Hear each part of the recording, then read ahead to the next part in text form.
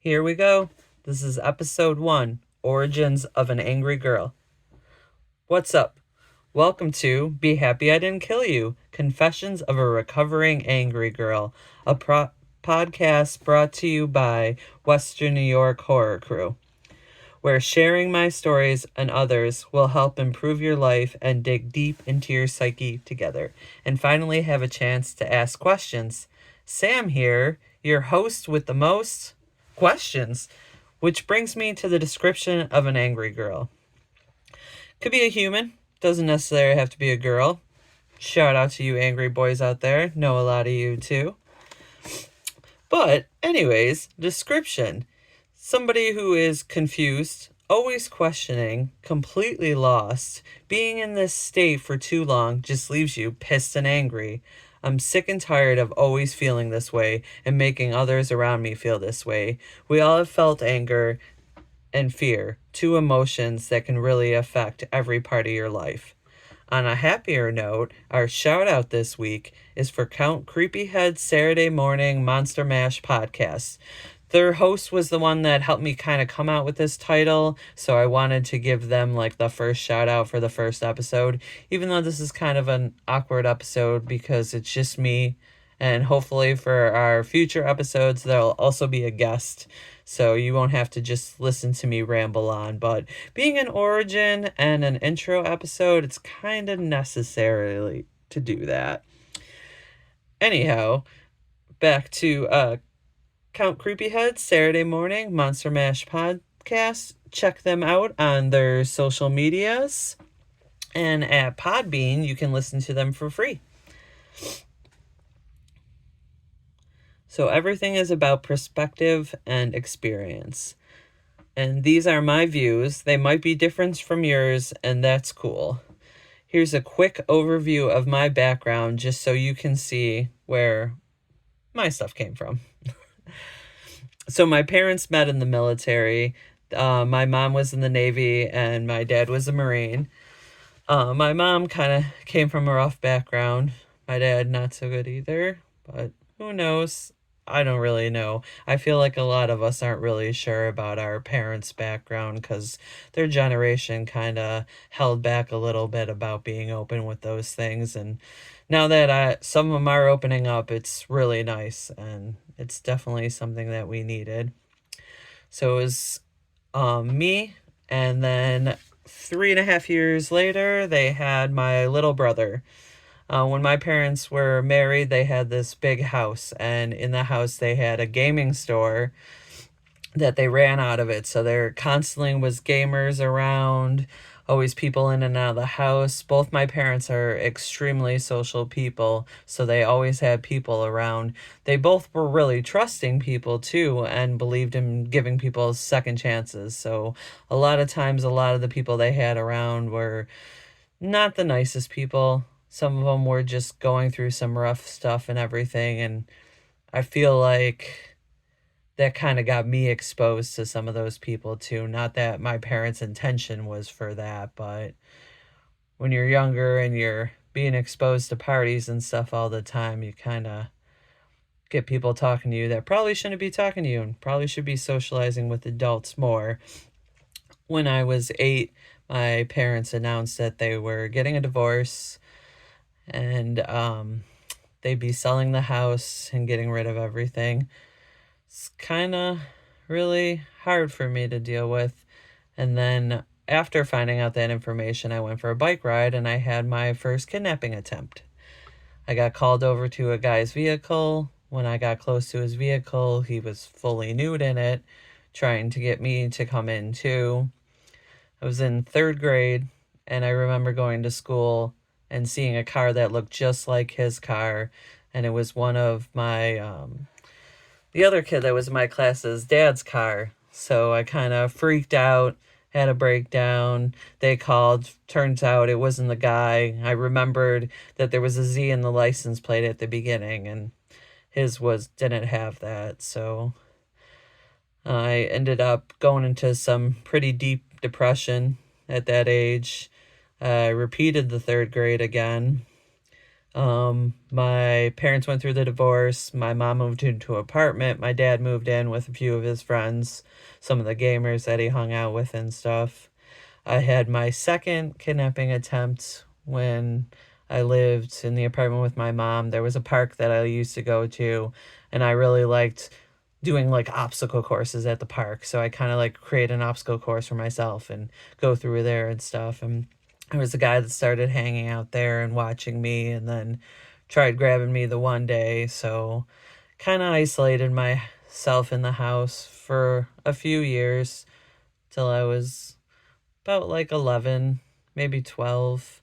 We had moved to Kenmore into another apartment, and I made a lot of friends there. And unfortunately, some of those friends led to some bad decisions, and I was smoking pot and drinking on a regular at like 12 and smoking, and kind of led to hanging out with more people I probably shouldn't have been.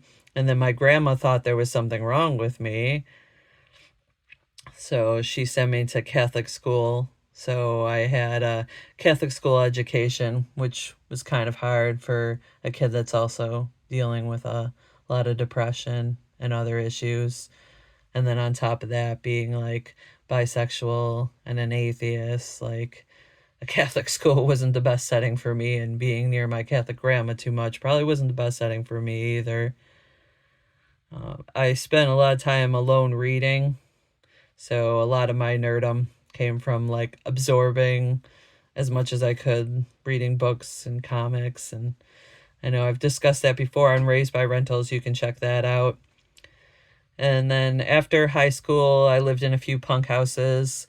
I've always been super into music, so I have that punk background and that sense of like community and stuff. It's kind of sad what some of the punk has become nowadays, but there's good people in every group too. So I'm glad for like the people that are still carrying on the punk tradition of, you know, working together in a community and having that sense.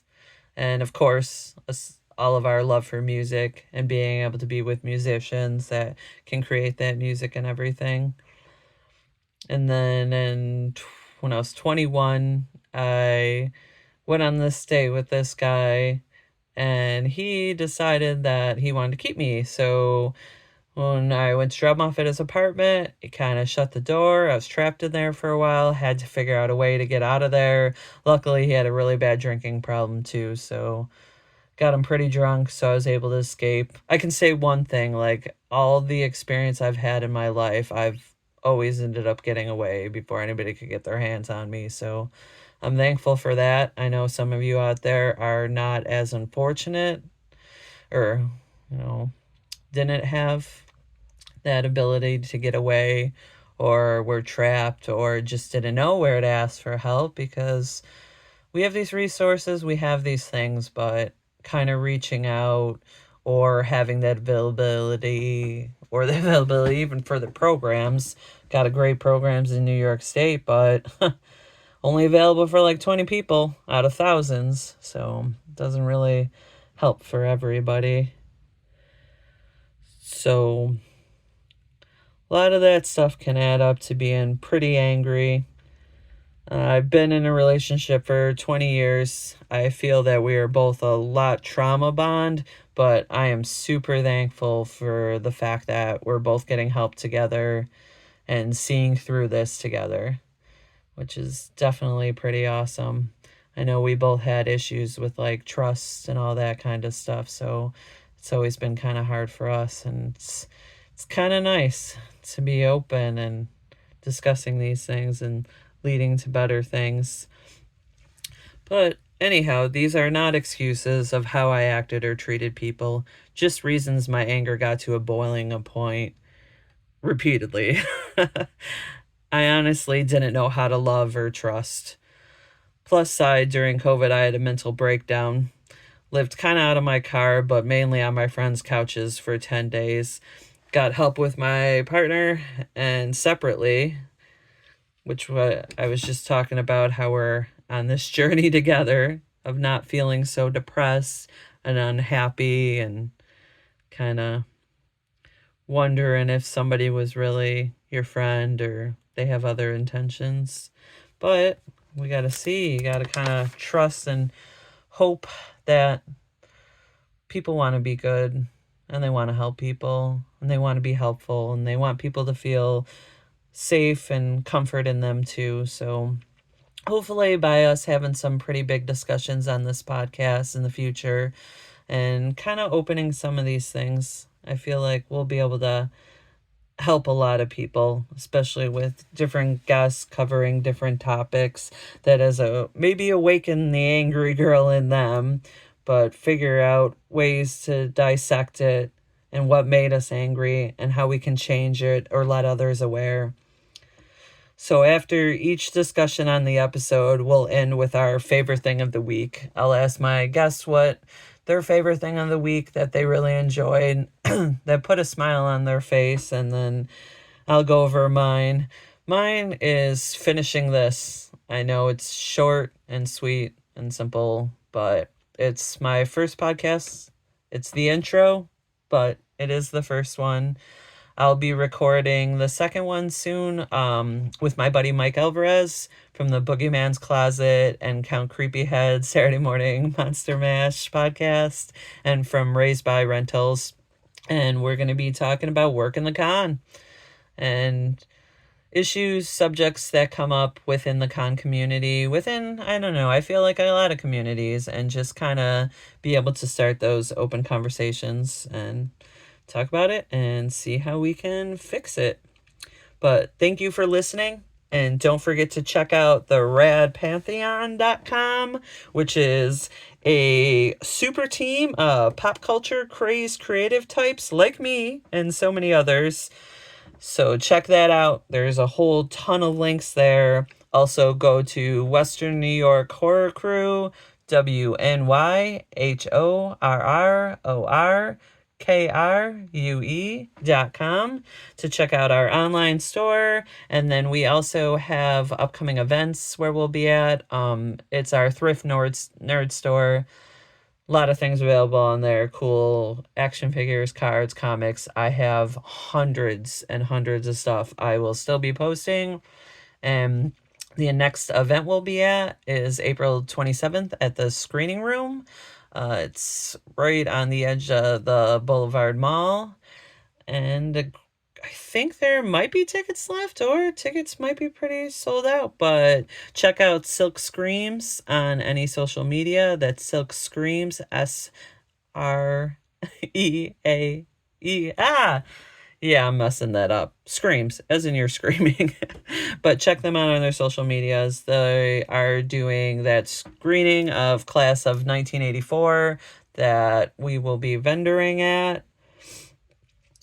And to quote the late and great John Lennon, if you talk about destruction, you can count me out. Hope everybody gives us a chance, and hopefully you listen to our future podcasts and the guests that I'm going to have on. All right. Everybody enjoy your night and try to make someone smile. Bye.